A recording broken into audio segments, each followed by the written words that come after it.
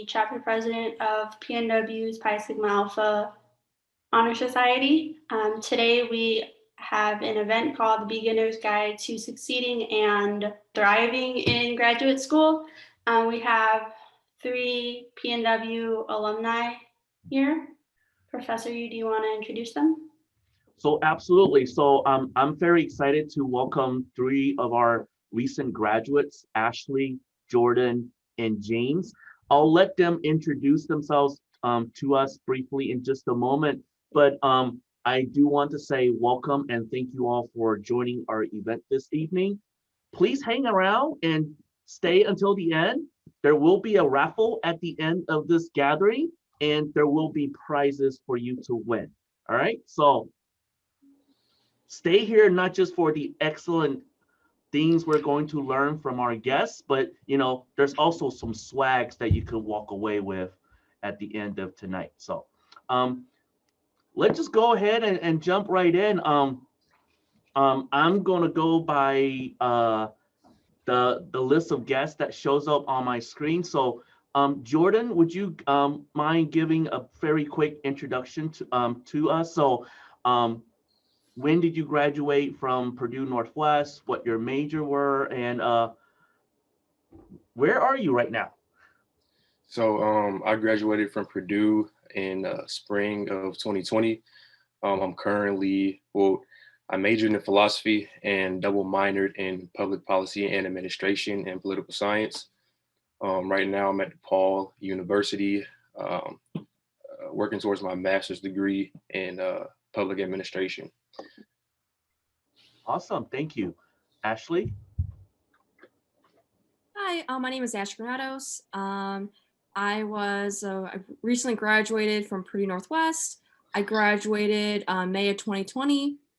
Currently, I was a political science major, and I double minored in psychology and in public policy administration.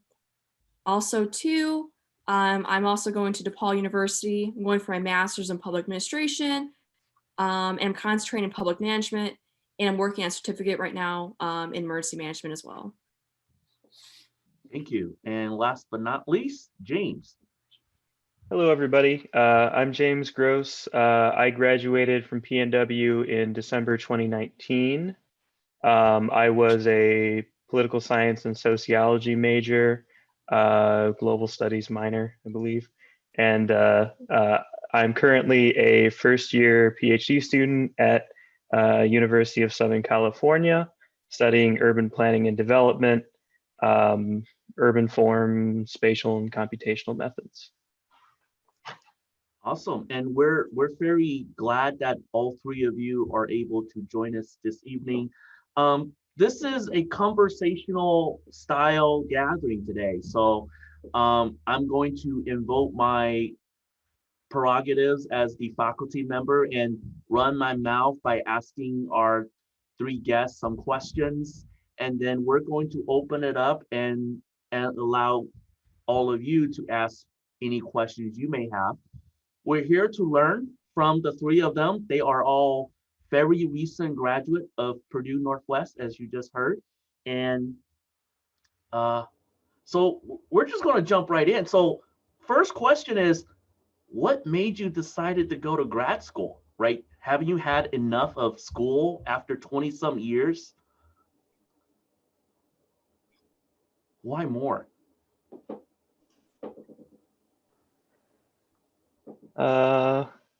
Well, being, like 2 weeks into the semester, I do occasionally ask myself that question.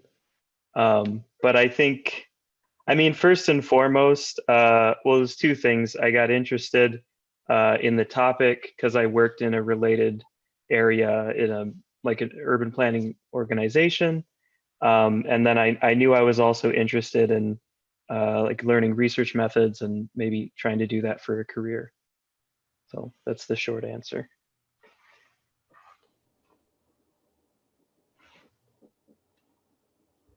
So for me, personally, I've always envisioned myself going to grad school after undergrad. I remember having conversations back when I was still in high school of attaining a master's degree and following that up by going to law school, which I still plan on doing. So ultimately, I just really enjoy school. I enjoy learning, and then just the benefit that I'm going to be able to give to my community and my workplace, as well as just the benefits I'll reap from finding a professional career. So that's why. So for me, I would say I was unsure what I wanted to do originally after I graduated with my undergrad. And then talking with Professor Yu during my undergrad, my second semester, I believe, about what can I do after, he was helping me figure out what I wanted to do. And we looked into the path of going for a master's in public administration. And he helped me look for schools and stuff like that. And he helped me go for DePaul. I enjoy learning, and I enjoy learning about different ways how I can help people, as that's something I really enjoy doing and want to do in the future. As I'm currently looking for positions further on one day into looking at emergency management careers, stuff like that.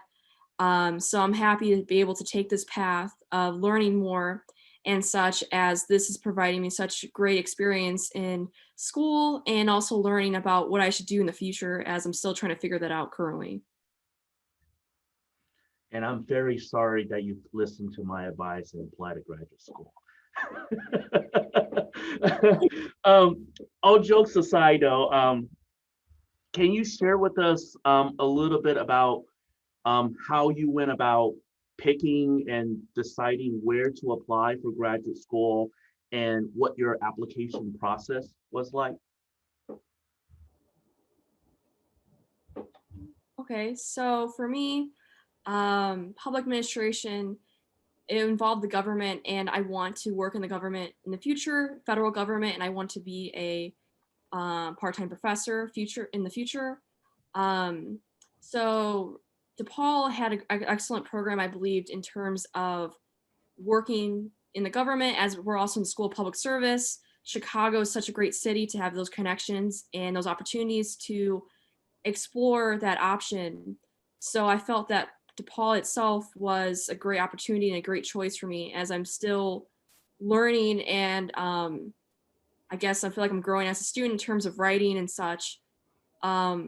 As terms of the application process, I had to write a personal statement. I had to submit transcripts.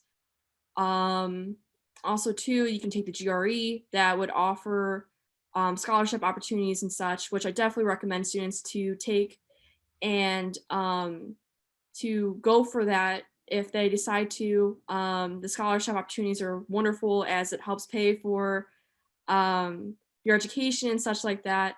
But ultimately, I believe that taking the opportunity and taking that test is something that I would recommend doing if you're planning to go for grad school and such.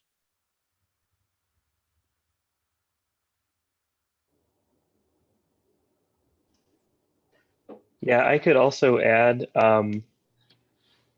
if the you can do all of the things you need to do at the same time, but that's pretty much what I did, like all in the last semester. So I was putting together statement of purpose. I was studying for the GRE. I was doing all that stuff, and it ended up working out. But you know, don't feel like you don't have enough time, because you probably do at whatever point. But also, it'll be a lot less stressful, and it'll be a lot smoother if you start on stuff early. The way I usually thought about it was, there's pretty much 5 things. So it's like, they're, depending on the program, they're looking at your GRE, and then it's GPA, statement of purpose, your CV, and then your writing sample. So a lot of times that's going to be, whatever you end up doing for your senior seminar. And then another thing that I found out, with a lot of help from Professor Yu, is if you're looking into taking like a paper you wrote in your undergrad and trying to tighten it up into like a real research paper and try to get it published somewhere, that's a super long process, even when the work's done. So if that's something that you want to have, that you want to have on your CV before you're applying, you may have the project done, but it might take another year until the thing actually comes out. So it's always good to start on stuff early and be thinking about stuff. I also really want to plug the McNair program. If that's most schools will waive your application fee. So I'm not recommending you completely spam applications because that's not a good strategy. But each one could be $50, $75 or more. So if you've got 10 schools that you really like, that's a lot of money. And then on top of that, it's like GRE study materials, all that kind of stuff. You may not think of it, but you don't want to get in the situation in your last semester where like, oh shoot, I don't know if I can afford this all at the same time. So that's all I got. And pretty much to add on to what they both said,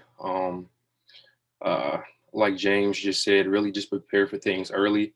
Have your CV in order, have writing samples in order, have your personal statement in order, things of that nature. Also take advantage of the writing center while you're doing that, because that can help out tremendously. And adding on to what James said, I am a McNair scholar as well. So definitely look into that program, because essentially what that does, pre-COVID times, it really took you around to different college campuses and different grad schools. So I know that when I was in McNair, we actually went up to New York, Pittsburgh, things like that, just to look at different grad schools. And with that, you were able to talk to some of the administrative staff at those grad schools and make connections, grab phone numbers, emails, things like that. So that's also a plus. But yeah, they pretty much summed it up very well. Personally, my experience, I kind of already knew I wanted to go to DePaul just because one of my brothers is a double demon. So I was talking to him a little bit, and he actually helped me out in terms of, writing my personal statement and what to put into that. And then like Ashley said, the GRE can also be a plus in terms of, different opportunities and different scholarships. Personally, DePaul, you didn't have to take the GRE for my particular focus. So I didn't take it, but after learning about what it could do for you, I definitely recommend to do so. So I thank you all for sharing that. I have a couple of more specific questions, because each of you have each of your situations are slightly unique. So Ashley, why DePaul and why Masters in Public Administration? So I chose DePaul as I felt that Chicago in itself is perfect example of working in public service. I think also too, it provides me such a, I don't want to say great atmosphere, but I really do appreciate Chicago itself, as it's known for its opportunities and for its school and such like that. I think that overall it's the perfect city and the perfect time to be going to grad school, especially during COVID-19. Especially because the job market is not as great as it should be. I feel that also too, this time is perfect, as this is going to prepare me for next year, as I'm projected to graduate next spring. I think overall public administration was a great way to figure out necessarily that I want to work for the government. And I feel that with this that I'm in currently, I think it's the best opportunities for me and such. But I'm also still trying to figure out if I'm in the right program or not. I'm currently struggling with that currently, as all my classes I've taken thus far for both public policy and public administration. I want to go the emergency management route, meaning that I want to work in some type of emergency management position. So currently I'm still trying to figure that out, if that's which way is the right way to go about things, as I'm speaking to advisors now and going through this process. So I guess I feel like it's okay to not know, as you're still trying to figure it out. So that's something too to consider, is it's okay not to know. And as long as you can speak and talk to people about your experiences and such and what you're interested in, you will find your way into grad school and figure out necessarily what route you want to take with your life. So that's, I guess that's my point of view, I guess, in terms of why I chose DePaul and public administration as a general whole. Thank you. And welcome, Dr. Rinker. Thanks for joining us. I just want to say that was a terrific answer. So for those, for everyone on the screen, so this is like a real TV type interview almost, right? None of the guests knew what questions we have for them. So they're literally answering us on the spot. And I'm not going to take credit, but somebody definitely trained you well while you were at Purdue Northwest. Jordan, earlier you told us that you're going to law school after this, right? That's a very, you're looking at least 3 more years of school after a master's program. Are you out of your mind, or what's going on here?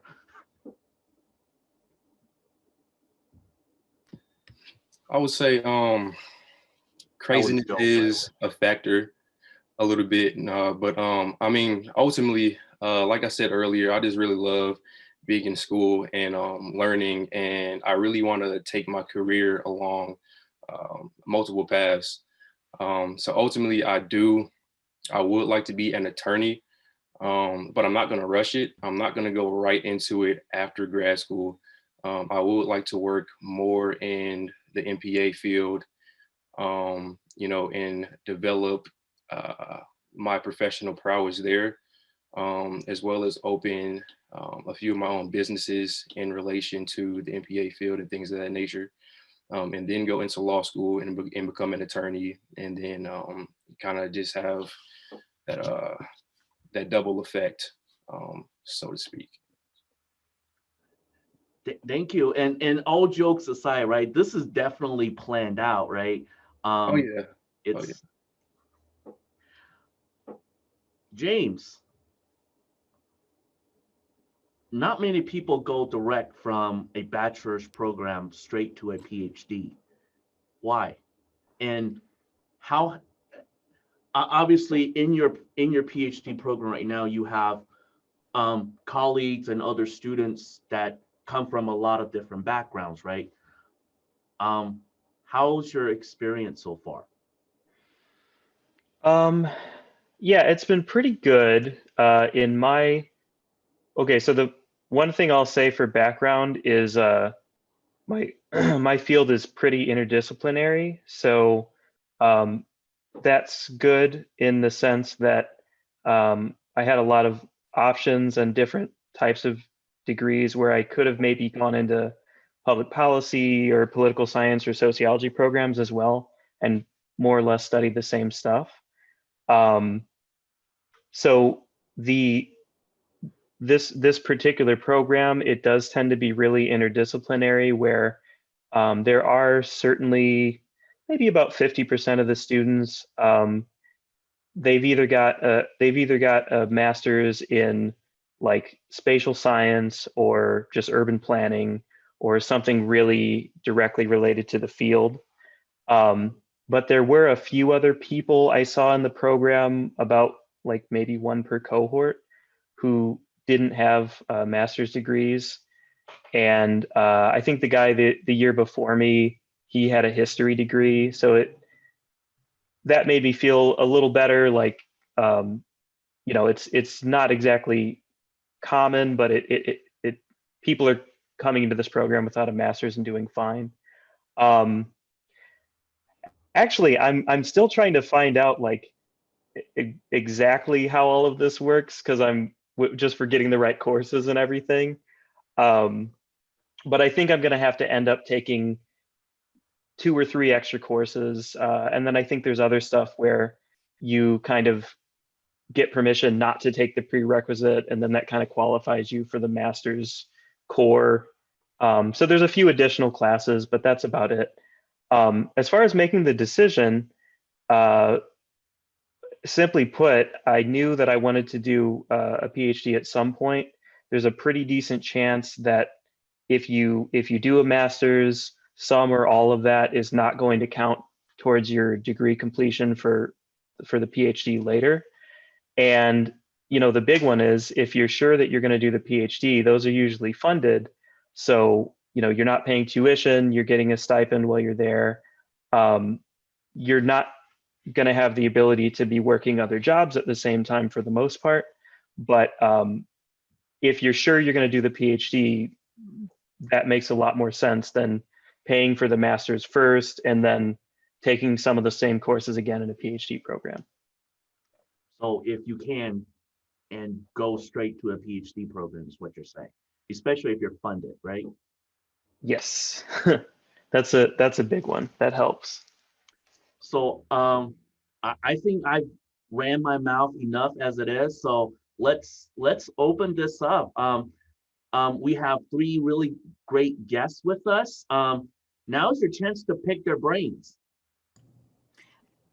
I have a question. So for the people who did take the GRE, how long did you study for, and how much did you pay for fees or books in total? So I took the GRE. I would say I studied for 6 months, I would say. I would recommend longer, as I feel like for me that I may not grasp enough concepts, as I was doing like online learning on top of trying to balance my undergrad classes. It was really difficult.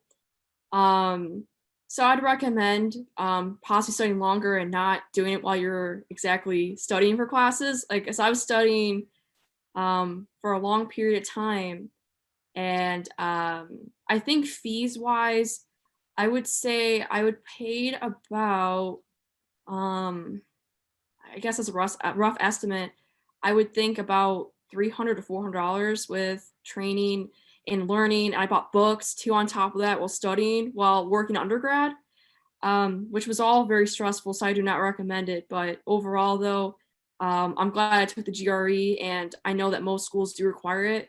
DePaul, luckily, was not one of the schools that did require it. But overall, though, I definitely recommend it, taking it too, as it does provide a lot of scholarship opportunities and such. Yeah, I'm also going to plug the McNair program again, because that's part of the answer to this question. Is I didn't end up having to pay very much at all. I think, if I remember right, Jordan, maybe I think you could get a waiver for it through the McNair program for actually taking the test. I believe there was access to some learning materials. The learning materials are really important, just because I can't really imagine just trying to like get online and figure out what kind of questions are on the test and everything. So at least being able to take a few practice tests, because the format's really weird. You got to get used to the timing. I think the reason a lot of schools are going away from the GRE is because I don't think much or any of it is directly related to anything you're going to do in grad school. Like, I spent so much time learning combinations and permutations, nothing about statistics or like econometrics or anything, which would be nice to know more about, because those are the classes I have to take.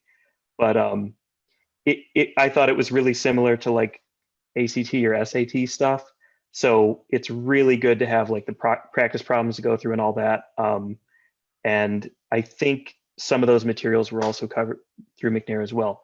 The one really important thing to add to that is timing. This is just for your stress levels, but I believe after you take one test, if you don't get the score you want, you can take the test again, but I think you have to wait at least a month. So I know in my case, I think I took it 3 times, and then on the 3rd time I got the score I wanted, but I was really stressed out about it, because I was like, okay, this is the last chance. If I don't get the score, then I don't know what I'm going to do with my life, probably would have been fine, but at the time I was freaking out. So again, for that kind of stuff, especially as much time in advance as possible is really helpful, especially if you've got the waivers or anything.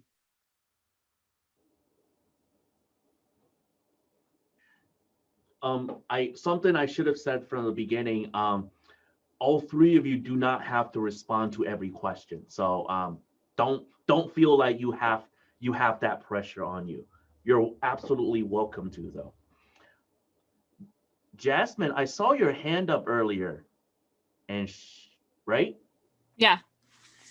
All right. So my question is for James. Okay, so you said that you went directly from undergrad all the way to your PhD program, right? So my main question was in terms of like course load and in terms of like, like papers and just assignments in general, how was that change? Like, can you kind of tell me about how finals went or how like midterms, et cetera, went? Yeah. One shock that I had was I think this was even true for the students who had their masters. We were all way more worried about grades than we needed to be, because I think the grading tends to work a little different. So I read in the contract, it's like if you don't have an A- average every semester, you lose your funding or something like that. So we're all freaking out. But it's very unheard of that actually happens to any students.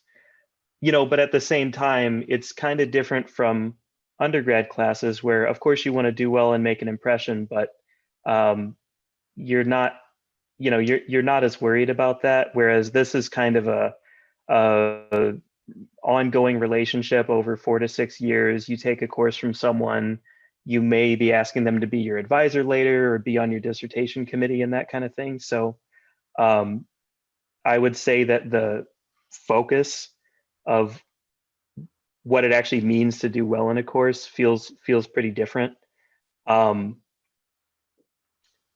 yeah, as far as the workload, I mean, the classes are generally a lot more work, but at the same time, I don't have to work a job and study at the same time, and I don't have to take courses that are completely unrelated to my major and all that kind of stuff. So in a way, it's more work, but there's a lot less extra little stuff you have to do, especially during COVID. There's nothing, can't really go outside anyways. So I don't know, it feels like I'm working a lot, but I don't usually feel like, oh, this is busy or this is crazy or anything like that.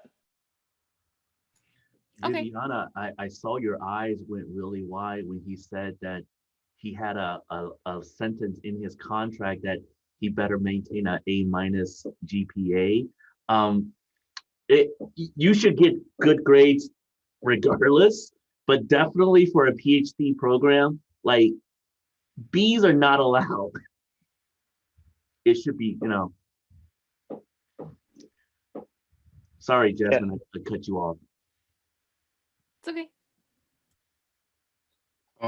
Kind of to add on to what he said, for people who aren't looking for a PhD program, but more so a master's program, to be completely honest with you, from my personal experience, it's been, it hasn't, honestly, and you'll hear a lot of master students say this, that it's kind of, the workload is kind of easier as compared to undergrad.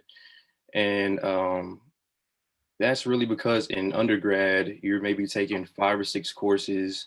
You're there all throughout the week, whereas at DePaul anyway, full time at DePaul is 2 classes. And so with those 2 classes, it's 2 days a week for maybe 3 or 4 hours per class.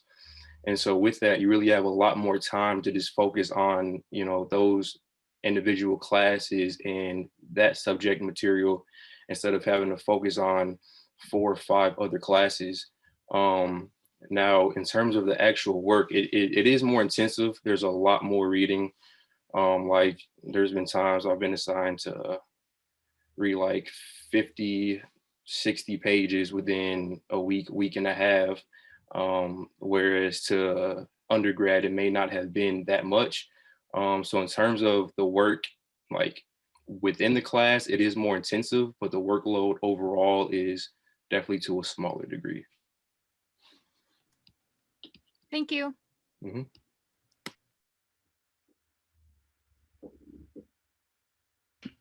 Hi. So how is, I guess, so undergrad student life is a really big thing. Like people are joining sororities, fraternities, all of that. How do you have fun in grad school and those different programs? So I could say, for example, that I've been learning from home. So I think for me, it's been a little bit hard to have fun in terms of trying to interact with student life and stuff. But from DePaul, I've been attending bingo, surprisingly. So at night after my session, sometimes they would have bingo. So I've been attending bingo literally to try to interact with people and get to know people. And on top of that, too, to have fun at DePaul. So I've been trying to do things like that. I'm also going to join a boxing club at DePaul too, as I do kickboxing. I work at the UFC gym in Wrigleyville. So I find things that interest me, and I like to incorporate that into my school life as well. So I guess it's about trying to find things, attend virtual fairs that they've been having at DePaul, for example. It's just about joining things and finding those opportunities, which I feel that at least at DePaul, they've been having those opportunities. It's just about how you take them and how to incorporate them in your life, as COVID has been difficult to maintain and to be a student, but overall, it depends on how you make the experience.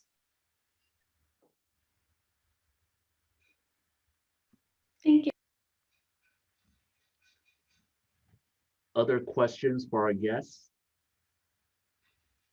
Tyler, Raheem, Megan, Martha, Carrie, Chelsea.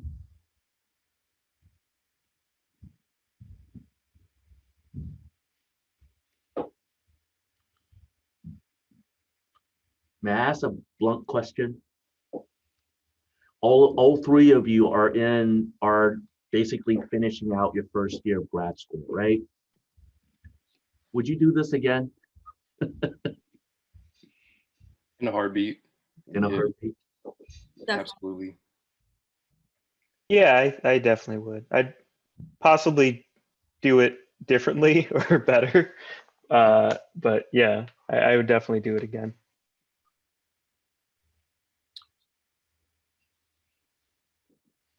Viviana, was that a hand up or you were putting it down? It was an accident, I think. I don't remember clicking it. I'm sorry.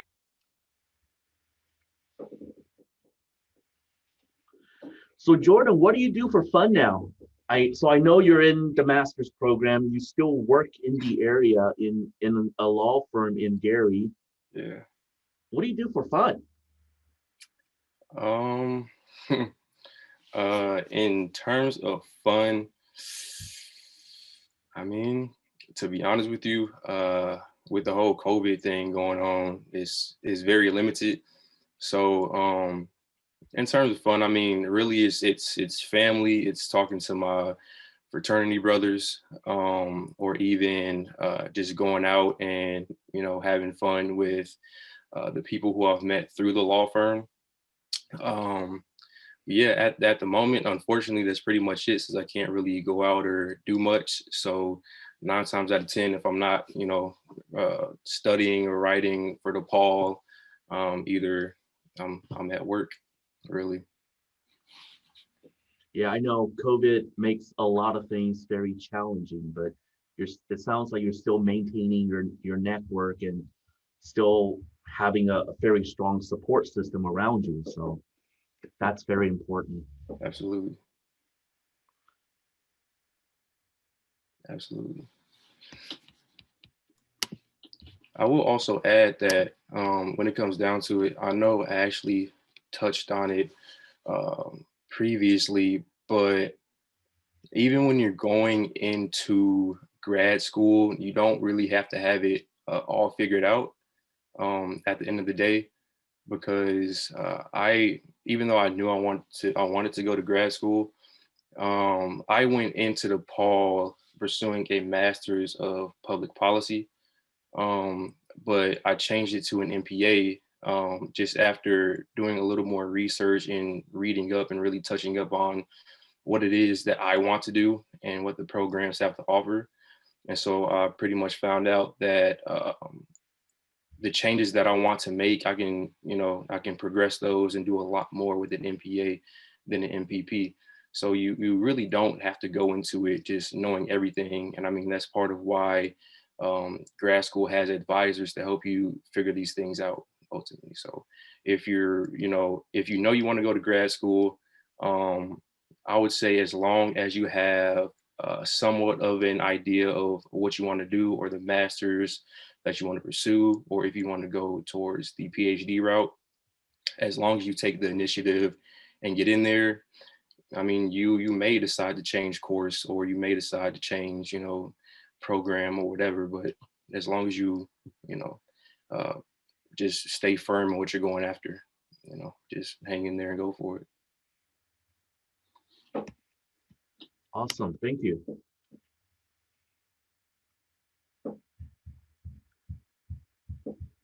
More Is it okay if I questions ask? or go ahead. Sorry. Oh, I apologize. No. I just wanted to add to that so our DePaul, at DePaul, we're at night classes. So we're with people in our 30s and 40s, which is totally fine. But for me, I felt like this was a struggle for me. And I found this challenging, as I feel that I lack that life experience that most adults do have at 22. Because I'm 22, I'm like one of the youngest people in my program. I feel that. Same. Yeah.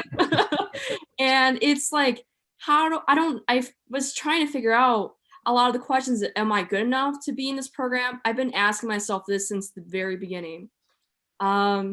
Since I've started, I've been trying to figure out what does that mean to me. And I finally came to me when I talked to one of my professors at DePaul. And his words of encouragement were, since we're younger at DePaul in grad school, he told us that that's honestly the perfect time to do that for us, as we are still experienced and learning how to interact with people, writing. We have all these skill sets that other people may not have as their 30s and 40s. Not that's a bad thing. I encourage grad school as a general whole, as it furthers your education, but it challenges you. So for me, it was one of those things that I really do appreciate them telling me that I'm actually good enough to be in the program, having that verification, and feeling that I can actually use my knowledge and my degree and not feel stupid, commenting back on people's posts and talking about life experiences that I may not have. Right. So I feel that, people may feel that, they may not be good enough, or they might be the youngest person in their program. Just know that there's other people like that too, and that they shouldn't be afraid to ask questions or to ask what other people's thoughts are about them being in grad school, as that's how I've personally been going through and struggling with. And I just feel that that should be addressed, as, younger people might want to go to grad school. And I feel like that should be encouraged, and not to feel like they're not good enough to be in something like that. So I definitely recommend doing what you can and doing it in a short period, and doing it whenever you want, regardless of age and all of those things. So I just wanted to let people know that, so that they know that, they're not alone in that situation. Yeah, and actually to touch on that, I also found it interesting about how, I am fresh out of undergrad, working a part-time job, but I'm in these classes with people who are like 30, 40, 50 already, managers and directors and things of that nature. And then here I am, 22, corresponding with them about, the different things about class and commenting back on their post, and, just having like professional discourse. So it kind of amazed me when I saw that.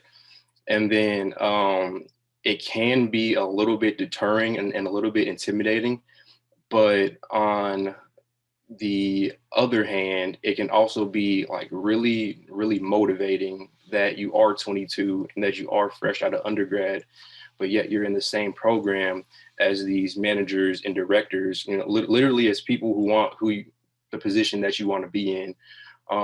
So I honestly find it kind of refreshing to be able to interact with these older people who are in, you know, higher positions, because it's really an opportunity to learn too. Because when you're having a group conversation and then somebody who was already in their career field who's older says something that you didn't really even think about, and it's like, oh wow, you know, it's really a learning experience. I really think that's part of grad school, just learning from the other professionals that are there. So yeah, it's honestly, it can be deterring, but try to look at the broader side of it, try to learn from it, and try to see and be proud of where you're at being a younger person in grad school. That's very well said, both of you. Let me just tell you that youth is an asset. You know, you come to the table, you know, especially in a room with older students with different, fresher eyes and different perspectives. But probably even more important, you don't have a lot of bad habits that needs to break, you know? So it's definitely an asset. And I'm glad both of you mentioned that.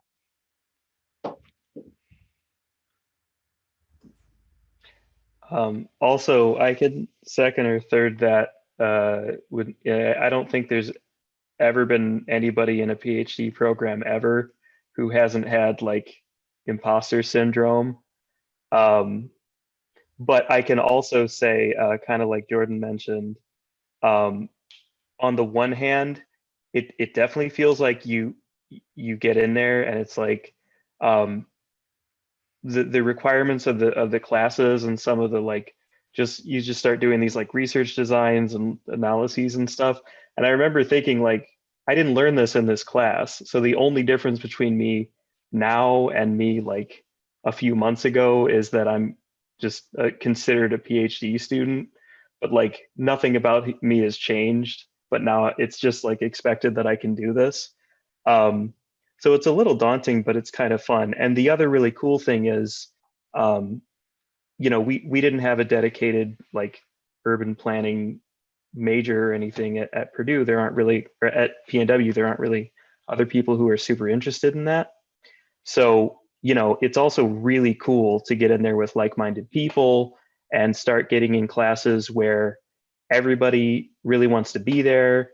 Um, you might be given a certain assignment, and I can remember a couple times where I was kind of like surprised and like really impressed with the way someone else figured out how to do it that I didn't think of. So that's the like collegial atmosphere that is also really good. It's the good side of it.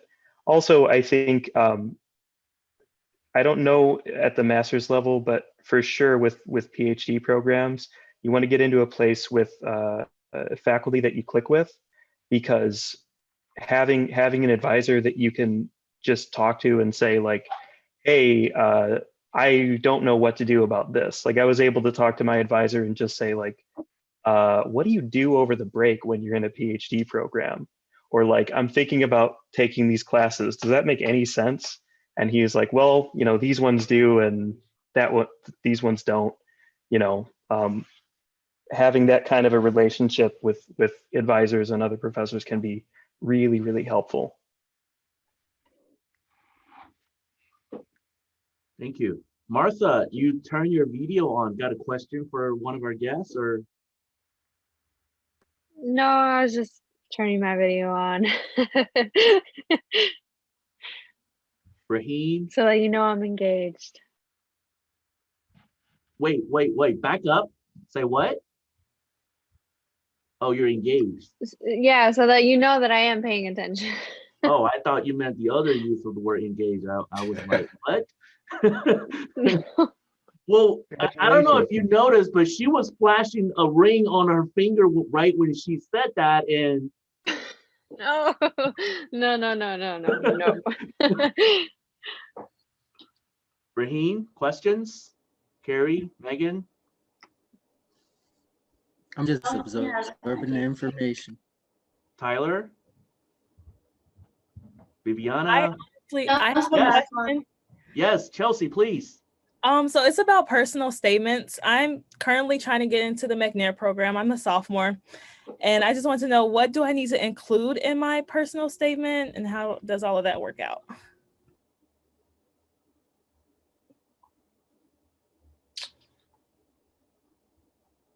I would say that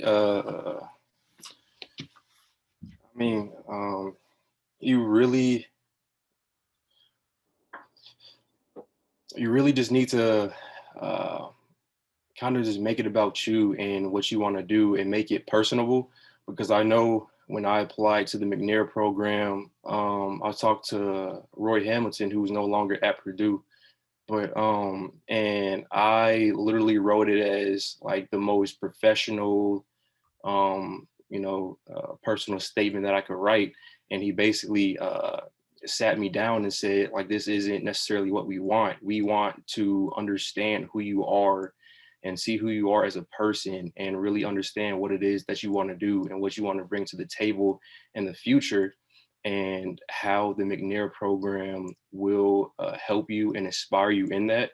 So that's a piece of advice I would say is, although like, yeah, 9 times out of 10, people are going to want to make like personal statements, professional in a sense, but just try to make it as personable as possible. Like show who you are through your writing. That's what I would say. I also think it's good, in addition to that, if you can show that you know the department really well. So like one way to do that is you just go on the website, you look through all the faculty, you look through their work, which ones are doing work you're interested in.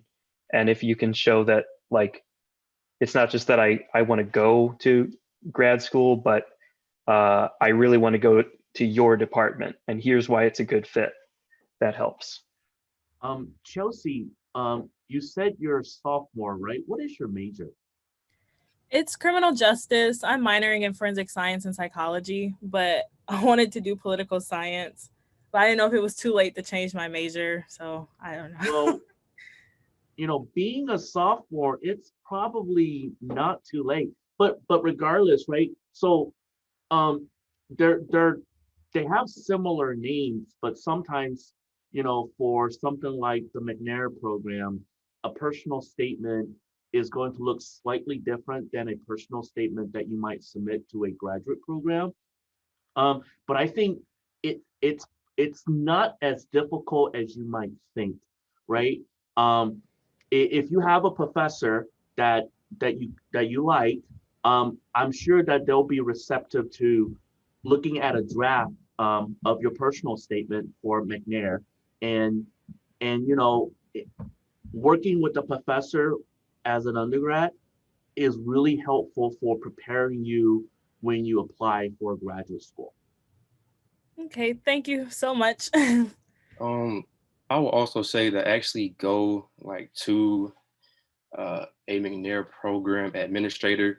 The 2 people that were there when I went through the program are no longer there, but I believe a woman by the name of Tatiana, she might still be there. So I would say try to reach out to her and show her your statement and see what she thinks about it and the changes that she thinks that you should make to it.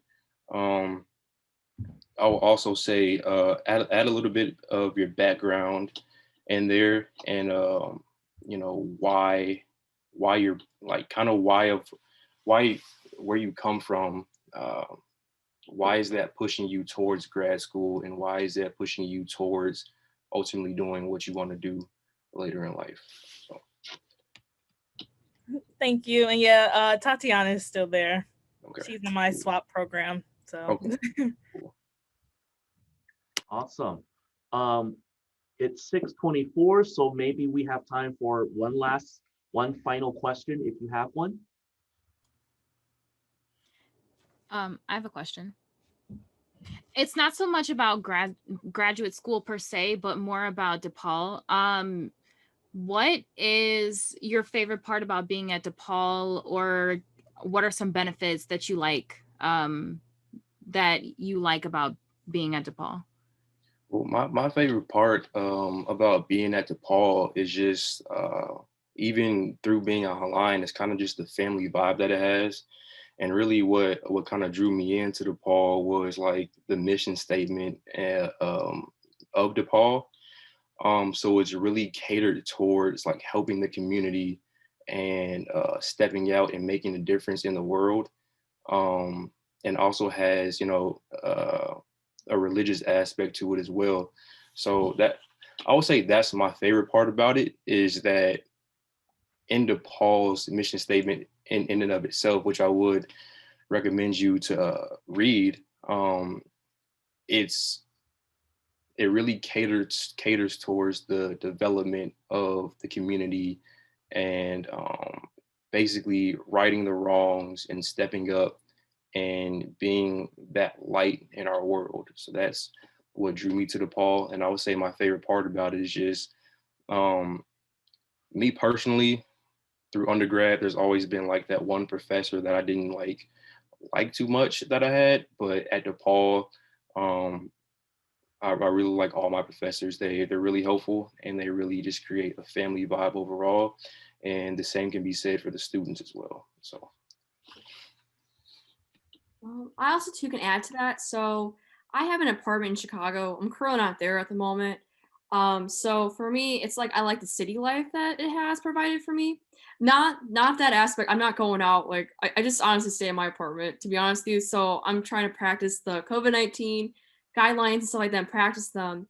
But I like how it's in the big city, and I actually feel like I can make a change in the government, meaning that like since I'm in the school of public service and it's well known because of Mayor Daley and such, I feel that it provides me opportunities based off of that, because we're well known, or I feel like DePaul itself is well known, but the School of Public Service is also well known. And I feel that with its name, I feel like it could provide me a lot more opportunities in terms of working for the government, which is something that I really want to do once I graduate.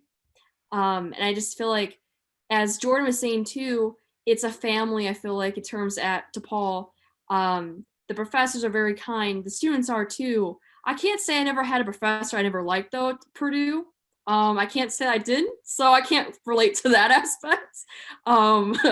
But overall though, I just really enjoyed the experience that I've had thus far, as DePaul's really, I feel like it's upped its game in terms of feeling like I'm part of a school when I'm in my apartment and I'm in there. And I guess another thing too I want to add is taking advantage of the office hours too. I feel like I've connected more with my professors in the office hours as well, as it's providing me a lot of connections and such. So I guess another thing I would recommend as well, outside of the question, to incorporate. And adding on to that a little bit, that's another thing about DePaul, which Ashley talked about. Is literally right in the heart of downtown, like a huge city. And so the networking opportunities are endless. Like there's so much corporate activity in and around DePaul. And even if you want to take that degree and go back to Indiana, it's still just so close that those networking opportunities are still there. So. I've never been to DePaul, obviously, other than, maybe walk part of its campus in downtown Chicago, but I can't say enough about the environment of a graduate program, right? So you're going to be there for anywhere between 2 to upward of 5, 6, 7 years. So, and as much as Purdue Northwest is a community, it's even more so when you're talking about a graduate program where you're not really just a student, you're a part of that academic department, right? So you have to be in a position, in a place where you feel very comfortable, and because that's the only way you'll succeed there in graduate school. One final question, or do you think it's All right, one final question it is. James, I couldn't remember where you said you lived, but do you live in California right now? Yes, I'm in LA. Are you enjoying the weather? Yeah, I generally am. It's like slightly colder than I thought it would have to be, but this is the only jacket I own, and it's good. I think it's been And- ridiculously cold in Chicago lately. Yeah. Yeah, I mean, no, that's Just a look at the mansion he's living in right now. I know. yeah. Yeah, I just wanted to know how you felt like with the difference in Northwest Indiana versus California. The craziest thing, there was one time it rained and it hadn't rained for like 2 or 3 months. Like it was the first time it rained when I was in my new apartment, and I was sitting at my desk and I was like, did I leave the faucet on? Like I'm looking around my house like, what is that? And then I literally looked out the window. I was like, wow. I think it's rained about twice since I've been here. But it is really nice that you still get a lot of sun in the winter, which I know it doesn't seem very academic, but stuff like that, if it really stuff like that about the environment too can also be important. I mean, you're asking the wrong person, Viviana. He was so traumatized by us. He literally ran to the other end of the country, right?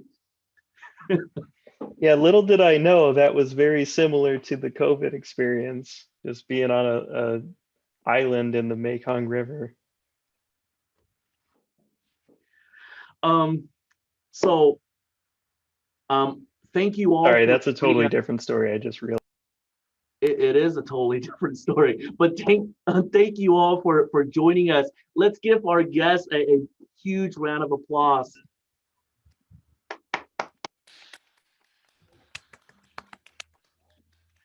Thank you so much.